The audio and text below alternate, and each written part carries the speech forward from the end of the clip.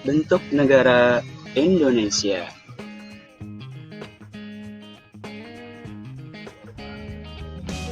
Masing-masing negara di dunia memiliki bentuk negara, termasuk Indonesia.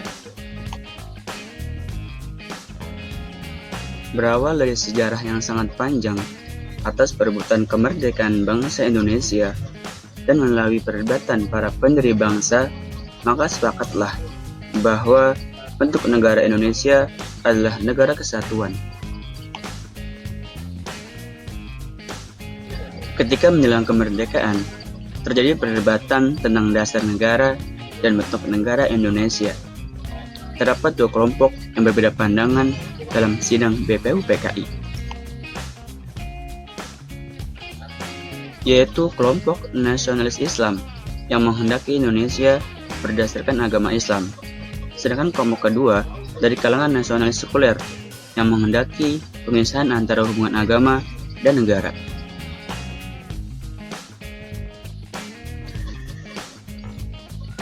Karena kedua kelompok tersebut saling mempertahankan pendapatan masing-masing sehingga menemui jalan buntu, akhirnya dibentuklah panitia kecil atau panitia 9.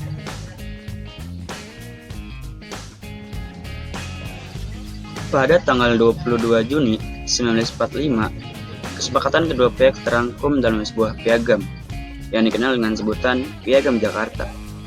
Berawal dari perdebatan dasar negara hingga perumusan bentuk negara yang kemudian menjadi rumusan undang-undang. Keberlakuan Undang-Undang 1945 tidak berlangsung lama.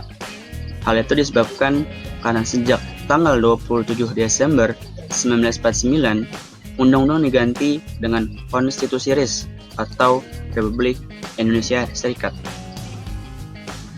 Perubahan ini terjadi karena ada perubahan bentuk negara dari Negara Kesatuan Republik Indonesia menjadi Negara Indonesia Serikat. Hal itu diakibatkan oleh situasi dan kondisi politik serta militer tanah air.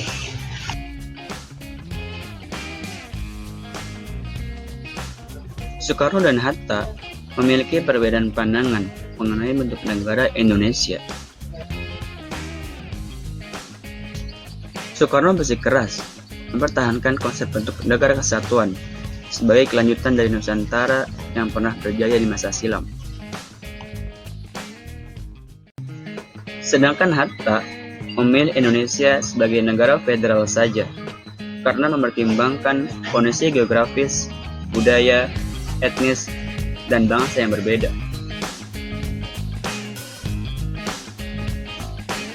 Adapun konsep dan gagasan tentang terbentuknya negara kesatuan sendiri jauh sebelum kemerdekaan Indonesia. Hal itu pernah dikemukakan oleh Muhammad Yamin. Gagasan awal tentang cita-cita negara kesatuan dilaksanakan ketika Kongres Pemuda pada tanggal 28 Oktober 1928. Hasil dari kongres tersebut kemudian dikenal dengan sebutan Sumpah Pemuda yang berisikan komitmen berbangsa satu, bertanah air satu, dan berbahasa satu, Indonesia. Dengan demikian, komitmen persatuan di dalam negara kesatuan merupakan bagian dari resultan politik para pendiri negara ini. Walaupun ada beberapa kalangan berpendapat yang membedakan makna kesatuan dan persatuan,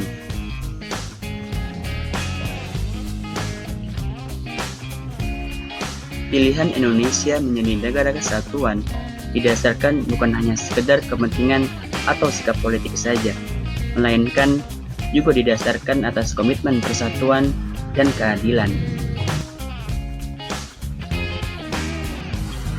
Bentuk negara kesatuan telah tercantum dalam pasal 1 ayat 1 Undang-Undang 1945 yang menyatakan bahwa negara Indonesia adalah negara kesatuan yang berbentuk republik. Dengan demikian, pemerintah daerah memiliki kekuasaan yang terinci sesuai dengan pemberian pemerintah pusat yang diatur dalam undang-undang. Sedangkan pemerintah pusat mempunyai kekuasaan yang sangat luas. Bentuk Negara Kesatuan Indonesia akan melahirkan strategi dalam pembagian kekuasaan antara pusat dan daerah guna mewujudkan tujuan negara sebagaimana diatur dalam alinea keempat pembukaan Undang-Undang 1945, yaitu melindungi segenap bangsa dan seluruh tumpah darah Indonesia, memajukan kesejahteraan umum, mencerdaskan kehidupan bangsa, dan ikut serta dalam melaksanakan ketertiban dunia. Untuk mencapai tujuan tersebut, dilaksanakanlah sistem desentralisasi dan dekonsentrasi. Bentuk pemerintahan Indonesia.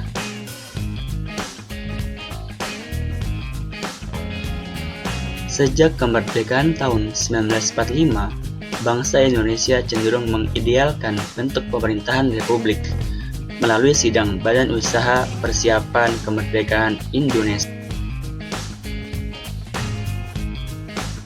Bentuk ini dipilih sendiri oleh tokoh-tokoh pendiri negara saat mempersiapkan kemerdekaan Indonesia. Pada akhirnya, bentuk republik muncul sebagai usul yang paling dominan. Dengan segala heterogenitas yang dimiliki oleh masyarakat Indonesia, bentuk republik dipilih karena dianggap paling sesuai mempresentasikan kebutuhan Indonesia untuk bersatu dan cocok dengan kepribadian bangsa yang berlandaskan ideologi Pancasila. Hal tersebut kemudian dicantumkan dalam Undang-Undang 1945 Pasal 1 Ayat 1 yang berbunyi, negara Indonesia ialah negara kesatuan yang berbentuk republik. Sistem pemerintahan Indonesia. Menurut Undang-Undang 1945, Indonesia menganut sistem pemerintahan presidensial. Dalam sistem ini, kekuasaan presiden dapat mengendalikan seluruh penyelenggaraan pemerintahan, sehingga mampu menciptakan pemerintahan yang stabil dan solid. Secara konstitusional, Indonesia menganut sistem pemerintahan presidensial yang merupakan sistem pemerintahan negara republik, di mana kekuasaan eksekutif dipilih melalui pemilihan umum dan terpisah dari kekuasaan lainnya, seperti legislatif dan yudikatif.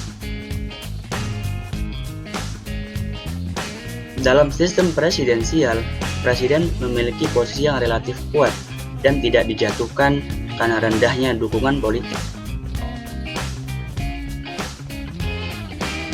Namun, masih ada cara lain untuk mengontrol presiden.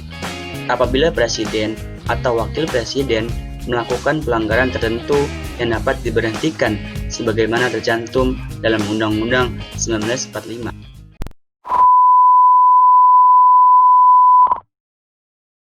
Bentuk negara dan bentuk pemerintahan merupakan hal yang penting di dalam sebuah negara. Tujuan dari adanya bentuk negara adalah sebagai landasan untuk mewujudkan tujuan sebuah negara. Karena di dalam bentuk negara berkaitan dengan pembagian kekuasaan dan wewenang antara pemerintah pusat dan pemerintah daerah. Bentuk negara dalam sebuah negara menggarisbawahi tanggung jawab kedua pemerintahan, baik pemerintah pusat maupun pemerintah daerah. Di zaman modern ini terbagi dua macam bentuk negara, yaitu bentuk negara kesatuan atau unitaris dan bentuk negara federasi atau serikat. Setiap negara memiliki bentuk pemerintahan masing-masing. Bentuk pemerintahan adalah rangkaian institusi politik yang dipakai untuk mengorganisasikan suatu negara serta menegakkan kekuasaan atas suatu komunitas politik. Bentuk pemerintahan di dunia ini secara umum diklasifikasikan menjadi bentuk pemerintahan klasik dan bentuk pemerintahan modern. Bentuk pemerintahan klasik itu ada menurut Plato dan ada menurut Aristoteles.